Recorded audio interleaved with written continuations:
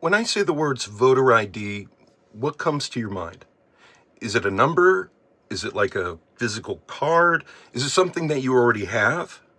80% of Americans support a voter ID as a requirement for casting a ballot.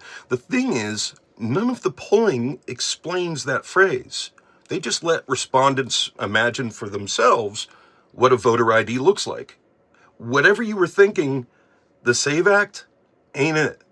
Example, I don't think 80% of Americans would prefer an end to mail-in ballots. Certainly not 1 in 3 Americans who cast their votes by mail in 2024, tens of millions of people. Here in Oregon, 95% of ballots were by mail in the most recent general and midterm elections. Mail-in ballots were critical in the 2020 election when COVID threatened public safety.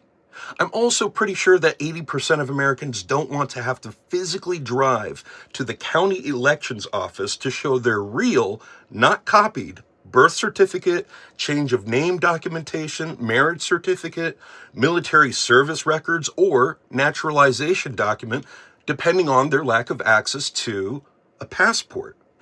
And if 80% of Americans want to require a passport in order to vote, it's not because they all have them. Roughly 50% of Americans don't have a passport. They aren't free, and forcing Americans to cough up $130 is literally a violation of the 24th Amendment. Also, 80% of Americans don't support monthly purges of the voter rolls. Certainly not when the regime has access to voter data and can selectively drop voters right before an election with too little time to rectify. Then what good is the SAVE Act? Well, it's not. Period. Non-citizen voting in federal elections is already illegal. The National Voter Registration Act of 1993 requires voters to attest to their citizenship under penalty of perjury.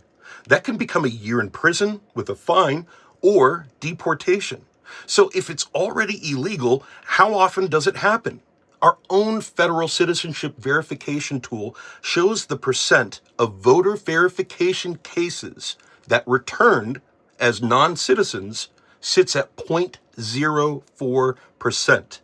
According to the Heritage Foundation's own database, only 177 instances of non-citizen voting have been identified between 1999 and 2023, all of them properly investigated. There's no voter ID in this Voter ID Act.